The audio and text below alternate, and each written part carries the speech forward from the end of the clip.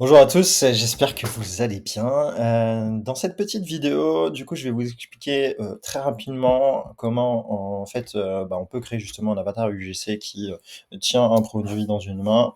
Pour ça, vous allez voir, c'est assez simple. Vous allez sur Hooks, vous allez dans votre espace avatar. Une fois que vous avez créé votre avatar, hein, c'est un peu le prérequis quand même, vous allez sélectionner tout simplement, je vais passer en plein écran, vous allez sélectionner le look que vous souhaitez utiliser, vous faites Add Elements, vous ajoutez la photo du produit en fait que vous souhaitez mettre en main, on va dire, idéalement en PNG transparent ou sur fond blanc, un petit prompt, vous lancez la génération et au bout voilà de 15, 20, 30 secondes dans les cas les plus longs, vous avez votre avatar qui tient votre produit. Ensuite, on se rend il faut créer la vidéo, donc on se rend sur cet espace-là. Donc là, vous donnez une indication, en fait, sur ce que vous souhaitez créer. Ici, je veux créer une vidéo UGC sur le produit Ciao Kombucha. N'hésitez pas à mettre l'URL, en fait, aussi du produit, comme ça permet d'avoir des indications un peu plus précises. Une fois que vous êtes OK avec le script, vous sélectionnez la voix. Ensuite, vous passez à l'étape d'après, vous sélectionnez votre avatar, pardon, et son look. Cliquez bien sur Bio 3.1. Et une fois que vous avez sélectionné le look de l'avatar, du coup, vous lancez les générations. Ici, au bout de 2-3 minutes, vous arrivez sur la page d'après, qui est celle de l'édition.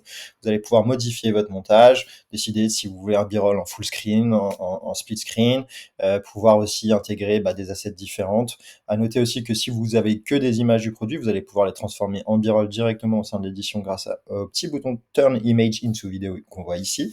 Et une fois que vous êtes prêt, vous lancez l'export avec la sélection du coup de 3.1 fast ou 3.1 standard. La seule différence, c'est le temps et le coût crédit.